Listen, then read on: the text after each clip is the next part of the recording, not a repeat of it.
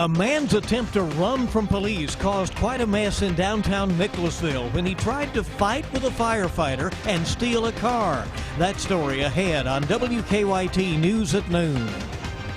A very emotional courtroom today as a young man charged with second-degree manslaughter goes in front of a judge. More details on the case coming up. We're tracking breaking news this afternoon after a report of shots being fired into the Fifth Third building in downtown Lexington. The latest from the scene just ahead on WKYT News at noon.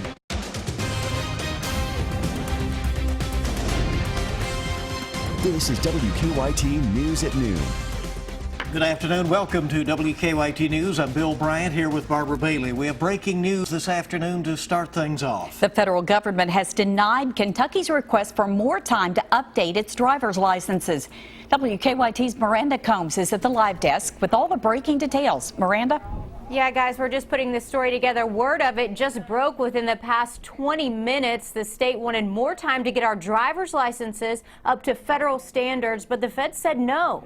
Congress imposed the new ID requirements called Real ID after the September 11th terrorist attacks. Starting in January, Kentuckians cannot use their driver's licenses or ID cards to enter military bases or nuclear power plants. The denial does not affect offices of the Social Security Administration, Veterans Affairs, and courthouses.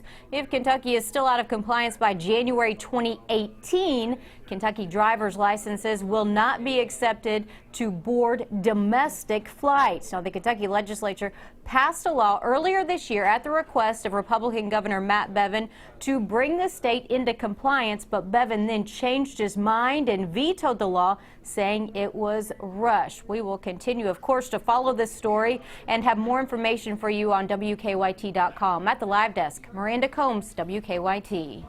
Miranda, thank you. We're also tracking developing news in downtown Lexington. Police are investigating after a shot was fired into the Fifth Third Bank building. That report was made just a little more than an hour ago. You're looking live at the building from one of our downtown cameras. WKYT's Andrea Walker has been busy gathering information. She's live now with the very latest on this. Andrea? Some shocking and frightening moments for the people here at the Fifth Third building in downtown Lexington. Details are a little limited at this point, but here is what we know so far. Around 10 o'clock this morning, a shot was fired from the outside of the big blue building. Now, as you can see in the video, the bullet actually hit a window on the fourth floor, shattering the outer pane of the glass. Thankfully, it did not go through into the building and no one was hurt. Police believe the weapon was a large caliber handgun that was likely shot from a good distance away, as the bullet did not pierce through the glass. Now, that bullet has not been found at this point, which means it's likely still lodged in the window. At this point, police are calling this a random, isolated incident. Now, we're told there are actually people standing about where we are right now. Unfortunately, they didn't see anything, but they definitely heard the impact of that bullet hitting the glass. Live in Lexington, Andrea Walker, WKYT. Now, Fifth Third declined our request for comment. We also have a traffic alert for you this afternoon in downtown Lexington. A car flipped on its top after a crash at North Limestone and East 4th Street. The scene has caused quite the backup. We do know that at least one person is hurt, although we don't know the extent of those injuries. A man's attempt to run from police caused quite a mess in downtown Nicholasville. Right. Police say about 8 o'clock this morning, a driver crashed into 3 cars on Main Street near Brown Street. They say the scene got more intense when the suspect got into a fight with a firefighter and tried to carjack someone. WKYT's Sean Moody has the details in our other top story here at noon. Sean. It was kind of a wild few minutes here on Main Street. Nicholasville police say a man hit 3 other vehicles, then tried to take another one before getting into a fight with a firefighter. No one was seriously hurt, and now police are trying to figure out what led up to all this. Nicholasville police said this all started just before 8 a.m. They said a man named Jonathan Wilson was driving this red Chevy SUV along Main Street when he collided with another vehicle near the Lily Spring Shopping Center. After that, police said Wilson got into another crash near the library, then finally crashed into a pickup truck coming to rest near Main Street and Brown Street. After his SUV came to a stop, police said Wilson got out and tried to take a bystander's car but wasn't successful. Then as firefighters arrived, police said Wilson got into a fight with them before they and police got him under control. Now they're trying to figure out what led up to all that. We're just trying to determine what this guy has done, who he's trying to get away from. There's obviously a reason that he's trying to get away, and he's willing at any cost to do that. You can tell by the way he's struck at least 3 vehicles, and who knows who else, who he might have hit had he not been stopped by this final one and disabled his vehicle. Police say they're trying to figure out whether or not Wilson was under the influence of anything at the time. They said there were some items in the car that made them think he could have been, but they just don't know right now. In Nicholasville, Sean Moody, WKYT. Sean, thank you very much. And Wilson was booked into the Jessamine County Detention Center on charges of assault, wanton endangerment, and resisting arrest, as well as fleeing or evading and robbery, among several other charges. A long list. Harrodsburg police have an important alert for interstate travelers today. 2 men in a silver truck have been pretending to need help and then robbing people who stopped to help them. Police warn the 2 men are armed with at least a knife. Anyone with information is asked to contact the Franklin County Sheriff's Department. Well, it is beautiful and warm out today, but get ready for some pretty big changes in temperature. WKYT meteorologist Micah Harris joins us right now from the First Alert Weather Center. Micah, what's ahead? Well, what's ahead is a good-looking forecast the rest of the afternoon. However, you get in overnight and into tomorrow, and like you were talking about, Barb, things will change in the forecast, and they'll go down. I don't know if that's good or bad for you guys, all about perspective, but nonetheless, it is coming. 72 right now. Pretty popular number across central, north, and western zones. Now, you get down toward the south, we're in the upper 60s to around 70 degrees, and we'll finish off mid to even upper 70s when it's all said and done. Very pleasant day in store, fantastic weather. But it comes to an end overnight and into tomorrow. Finally, we get some rain chances in the forecast. Now, I'll tell you this, it's not a lot. Like, I would love a good heavy rain, but we're not seeing that in the forecast. But at least they're still there. We'll talk about when that arrives and how that's going to affect our plans as we head throughout your weekend. That's coming up. Michael, we'll see you with a full forecast shortly. Well, 2 sisters are accused in a plot to kidnap, beat, and rob a man. Christina Baker Sloan and Ashley Beasley are in jail this afternoon, and the Anderson County News says the women lured a man into a car where 2 men beat him, stole his money, and then beat him again. We'll have a full report on that story coming up, a report on WKYT News in a few minutes at 12:30. Also in Anderson County, a man is accused of threatening to kill a police officer. The Anderson News reports Howard Tennell made the threats while being questioned about being intoxicated in public. Tennell has been in the news before. Back in August, he pleaded guilty to animal cruelty and was sentenced to 2 years probation. He could now have to serve 11 months in jail. Well, the case against a man accused of killing a Kentucky National Guard soldier is being sent to a grand jury. Police say Michael Poe was drunk when he crashed on Athens Boonesboro Road, killing his passenger, Nick Rucker. WKYT's Lauren Miner was in court today, where we heard an emotional message from Rucker's family. Michael Poe went before a judge earlier this morning here at District Court. He is facing the charge of second-degree manslaughter following a deadly crash that happened back in April. Poe is being charged with the death of 22-year-old National Guardsman Nick Rucker. Police say Rucker was thrown from the car on Athens Boonesboro Road. He died at the scene. According to court documents, Poe admitted to police that he was driving the car during the time of the crash. Officers say Poe was driving under the influence at a speed of 120 miles per hour. They also say his blood alcohol level was twice the legal limit.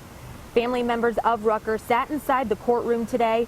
The family did not want to go on camera, but asked a victim service specialist from the Mothers Against Drunk Driving to talk on their behalf. We at MAD have complete faith in the justice system of Fayette County, and so we completely have faith in them, and they do too at the moment. They completely have faith, so they're not hoping for a specific outcome. They just hope that they get justice for their son. The case of Michael Poe has been waived to a grand jury. A date for that trial has not yet been set. Reporting in Lexington, Lauren Miner, WKYT. Lauren, thank you. Court documents also state that Poe admitted to drinking a pitcher of beer while with some friends prior to the accident. Lexington police are still searching for two suspects who they say nearly hit an officer. It happened around 3:30 this morning at the Econo Lodge on 8th and Boonesboro Road near Interstate 75. One officer had to jump out of the way to avoid being hit. Police tell us the car took off going southbound on 75 toward Madison County. They say they're looking for a 2003 white Dodge Stratus. Well, a major consumer alert for you today. Toyota is recalling 340,000 Prius cars because of a defect with a parking brake. Nearly 100,000 of the affected cars are in North America. Toyota says it is receiving reports of crashes, injuries, even deaths. The company says the parking brake, the cable there, can disengage and cause the brakes to stop working properly. The cars affected were manufactured from August of 2015 through very recently. Samsung is sending customers fireproof boxes for Galaxy Note 7 returns. The boxes are a precaution against possible fires or explosions during shipping. Samsung has issued a warning to customers telling them to turn off and return their Galaxy Note 7s because those phones have been spontaneously catching fire. Shares of the tech company continued plunging after the announcement that it is prematurely stopping production of the device. Less than 30 days now until the general election, and Donald Trump is losing a lot of support from Republicans. More from the campaign trail when we come back on WKYT News at noon, Kentucky's #1 midday news. Welcome back. Donald Trump has declared his independence from Republicans who abandoned him after a lewd tape was released. And the Clinton campaign is now saying that Trump's allies may be working with Russians to hack Democratic emails. That's one of the new developments. Craig Boswell has the latest from the campaign trail. Donald Trump is campaigning in Florida. The battleground state is a must-win if he hopes to become president. If I don't win, it will be the single greatest waste of time, energy, and money. But with less than 4 weeks to go, Trump is attacking Republicans who withdrew support from his campaign after video surfaced showing the nominee using crude language towards women. I just start kissing them. It's like a magnet. You just kiss. I don't even wait. Trump told Bill O'Reilly he's done with House Speaker Paul Ryan and other Republicans who have abandoned him. I wouldn't want to be in a foxhole with a lot of these people, that I can tell you. But McCain's a brave man. Including Ryan. He's a brave man, McCain. By the way, including Ryan, especially I got Ryan. that. There are 331 governors and congressional Republicans. Of that group, 87, or more than a quarter, are not endorsing Trump. The Clinton campaign has its own problems as the media is sifting through hacked emails from campaign chairman John Podesta. U.S. intelligence officials say the hacks came from Russia. Russian interference in this election and their apparent attempt to influence it on behalf of Mr. Trump is, I think, should be of utmost concern to all Americans. Podesta pointed out that Trump confidant Roger Stone tweeted in August, "Trust me, it will soon be the Podesta's time in the barrel." That tweet was before the hack became public. The Trump campaign denies it's working with the Russians. Craig Boswell, CBS News, Capitol Hill. And in the battleground state of Florida, voter registration has been extended 6 more days because of Hurricane Matthew. About 9,000 people have been ordered to evacuate Greenville, North Carolina, as the Tar River is expected to crest today. The state has picked up record amounts of rain from Hurricane Matthew. Meanwhile, the U.S. death toll from the major storm has climbed to 34, with more than half of those fatalities in North Carolina. Another system, Hurricane Nicole, is expected to approach Bermuda tonight. Nicole strengthened into a hurricane in the Atlantic Ocean yesterday after swirling in the region as a tropical storm. Bermuda was last hit by a hurricane almost 2 years ago. We have a lot more to tell you about here on this Wednesday as WKYT's Noon News Hour continues. Instead of bringing in new life, a Lexington family will spend this evening mourning the loss of a mother and her unborn baby. More on their March for Justice coming up in just a few minutes. This has been a look that we've had for the past 3 to 5 days, and now here comes a cold front that's actually going to bring us some clouds and actually some rain in the forecast. So we're looking at a good amount of rain though. I'll answer that coming up next. Now, your zone-by-zone forecast with meteorologist Micah Harris.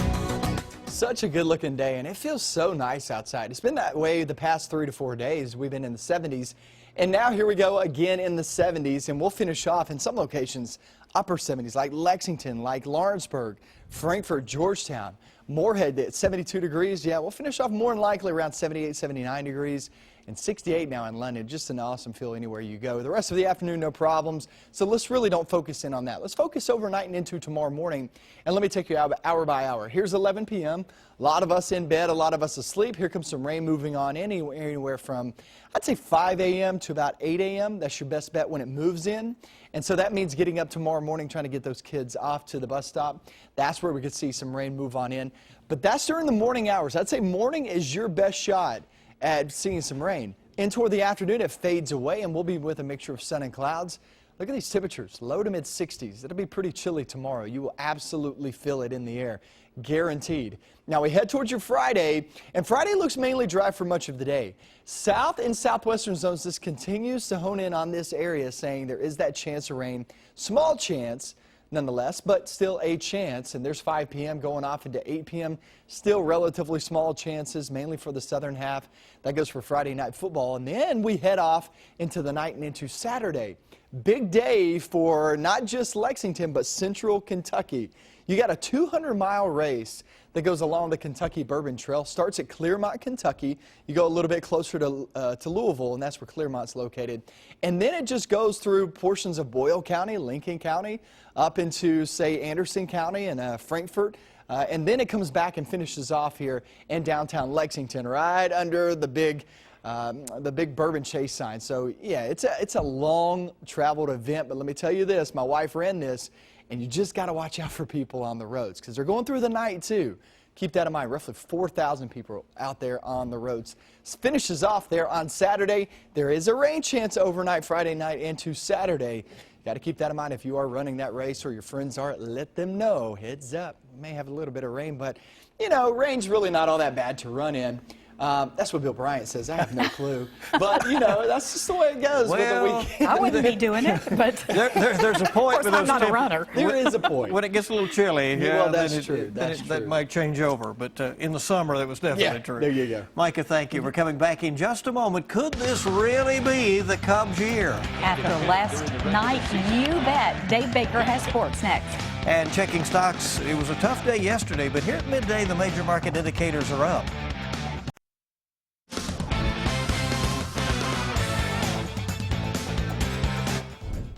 There's a method to the madness, and that's an appropriate message as we're now just a couple of days away from Big Blue Madness. This weekend began with John Calipari inviting the ESPN cameras and NBA scouts to campus to watch his guys work out for a third straight year. Now, sure, it helps with recruiting, but it's about much more than exposure. That's why I would never, for a whole season, close down practice. I may do it for a week or two, but it's also my job to promote them and put them in the public's eye and put them in position where they can be fully evaluated and me not hold them back. That's important to me. And we'll get you set for Big Blue Madness. It's Friday at 5:30 on the CW Lexington. It's Countdown to Madness. Christy Thomas will join me. 90-minute preview of this year's Wildcats. It's all again Friday at 5:30 on the CW Lexington. How about San Francisco last night? Giants trying to force a Game 5 in the National League Division Series. They're up 5-2 in the ninth. How about Chris Bryant, the RBI double, and the lead is cut to 5-3 San Francisco. Then comes pinch hitter Wilson Contreras, 2-run single. And guess what? All of a sudden, we're tied 5-5. Now, this next guy, I mean, he's electric. But he's also pretty controversial because you always know what he's thinking and feeling. 23-year-old Javi Baez, the broken bat single up the middle, 6-5 Cubs. They come all the way back and they take the lead heading to the bottom of the ninth when the former Red, Aroldis Chapman, K's Brandon Belt to end it. Cubs win 6-5. They win the series 3-1. That's the largest ninth-inning comeback to win a clinching game in postseason history. It tied the '86 Mets, and they get the winner between the Dodgers and the Nationals. John Cohen, former UK baseball coach, being reported now he will become the next athletics director at Mississippi State. Guys, that's a look at sports on this Wednesday. All right, congrats to him and thank you. There's more to come in our next half hour of WKYT News at noon. Family members of a pregnant woman who was killed last month in Lexington will march for justice tonight. Plus, I'm in Anderson County, where 2 women have been charged with kidnapping and robbery. Coming up on WKYT at 12:30, we'll tell you about the other people who could be facing charges. Tonight's Powerball jackpot is $107 million, and Friday night's Mega Millions jackpot is $15 million.